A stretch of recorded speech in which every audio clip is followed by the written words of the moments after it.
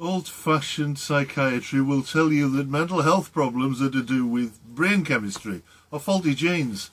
It's as though life stresses have nothing to do with anxiety, depression or psychosis. Yeah, circumstances might be difficult, society might stigmatise us, but, well, if you're mentally ill, that's no fault of anybody but yourself. But is that really true?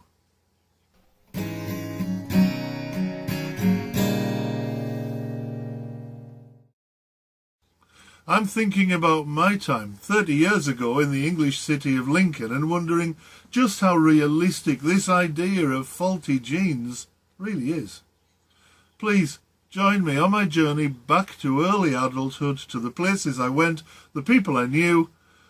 It's not exactly a pretty story, but it might be a revealing one, especially if you're one of those people who think that mental illness has nothing to do with circumstance, society, social status or stigma. I left school and joined the workforce, or rather the army of unemployed northerners, in 1981. Thatcher's Britain was just getting started, but already jobs were becoming scarcer in the industrial northwest where I'd been born. After years of unemployment or government job creation schemes that really amounted to little more than subsistence pay, I got my first proper job. I worked in retail. The only problem was, I hated it. It just wasn't the job for me. But as a working class lad, in a previously industrialised area that's by now an unemployment black spot, I had little option but to grin and bear it. Until one day, after almost 2 years of what for me was a soul-destroying existence, I followed Norman Tebbett's advice and got on my bike. I didn't really have a plan. I didn't have a bike either. I hadn't travelled particularly far at that age and almost never alone. But nonetheless, full of determination and self-resolve, I strapped my guitar to the back of my rucksack and hitched a lift with the store's delivery driver, Dennis. Dennis was a cheery bloke. He'd been a driver for most of his life, and he loved it. He had his schedules to meet, but on the whole, people left him alone with his radio, his cab, and a little TV for nights on the road. Dennis was on his way down to Grantham, Mrs. Thatcher's birthplace, as I later learned.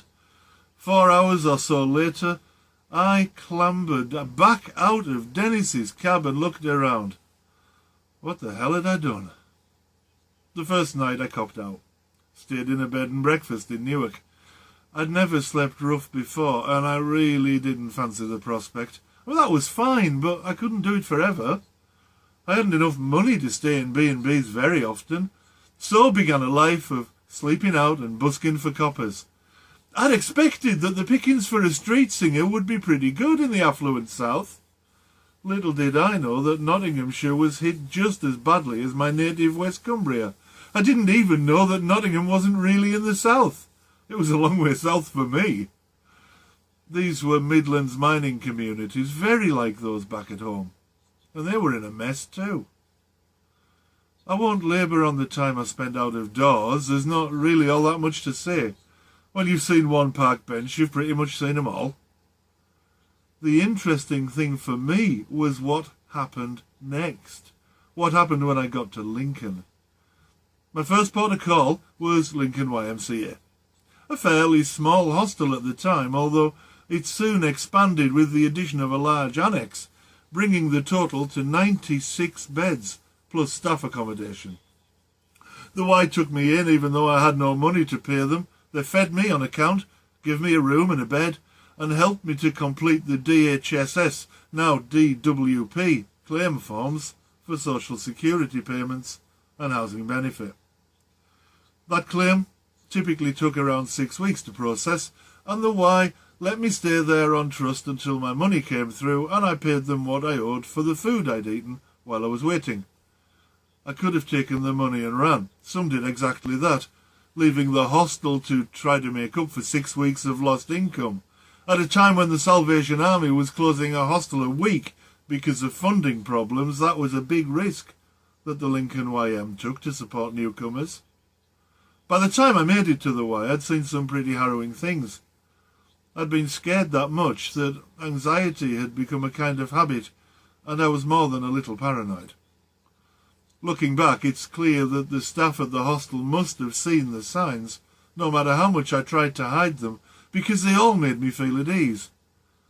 But my little anxiety state, unpleasant though it was, paled almost into insignificance when compared with the problems of other hostel residents. There were lads who'd faced such early trauma that they risked being permanently scarred as a result.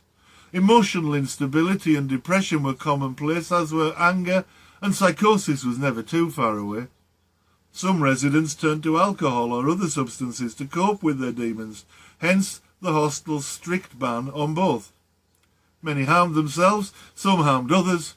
Almost all felt the cruelty of social stigma. I was one of the more fortunate there. I hadn't run away from abuse.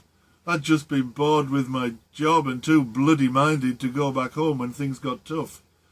I didn't have anyone back home waiting to hurt me or humiliate me, and I wasn't trying to escape an abusive partner or parent. But many were. Several of the lads I met in the hostel are dead now, some by their own hand, others because of lifestyle. More than one simply drank themselves to death, and at least two seemed just to have disappeared without a trace. But they were good lads. They just had problems and no effective way to find a place in a society that saw poverty as failure and mental health problems as a character flaw. It's remarkable that so many of the residents from the 1980s have managed to overcome these difficulties. Several of us have careers and qualifications now, and most are in settled relationships with kids and grandkids of our own. And for that, I credit the YM. Without really knowing it, the hostel staff provided a validating environment that would be the envy of many mental health units I know. No matter how stigmatized residents were in the outside world, inside the hostel we were respected and valued. We were treated as equals. We were expected to do well. I've seen some people fail at life in those days, but many more managed to pull themselves up by their bootstraps because of the confident air of expectation provided by the environment. YMCA residents weren't treated as second-class citizens, and so we didn't act like it. I don't remember exactly when my anxiety became under control, but I know that it did. So much so that I was actually employed by the hostel as night porter. It wasn't the most glamorous job in the world, but it gave me a leg up, got me back into the jobs market. Others were helped to find voluntary places that also helped them secure paid work in time.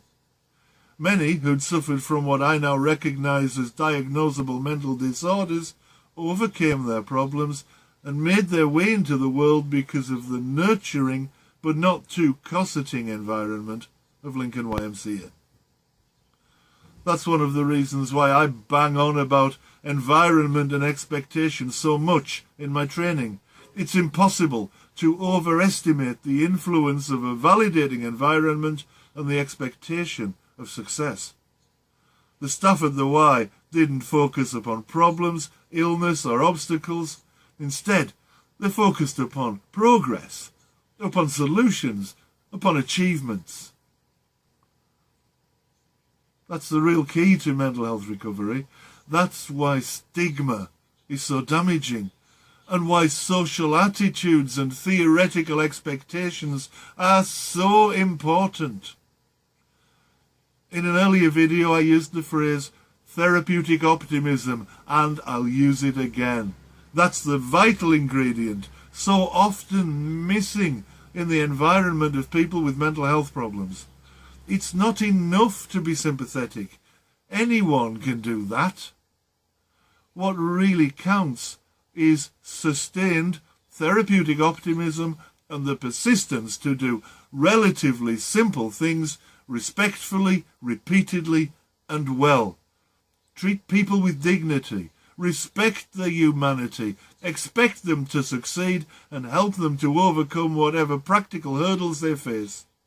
In short, do what they used to do at Lincoln YMCA.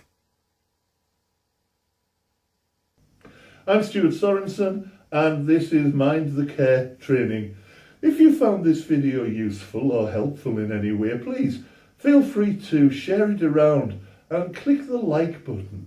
Oh yes, and while you're at it, if you click on the little character icon that's on your screen right now, you can subscribe to the channel and you won't miss any other videos. Thank you for watching.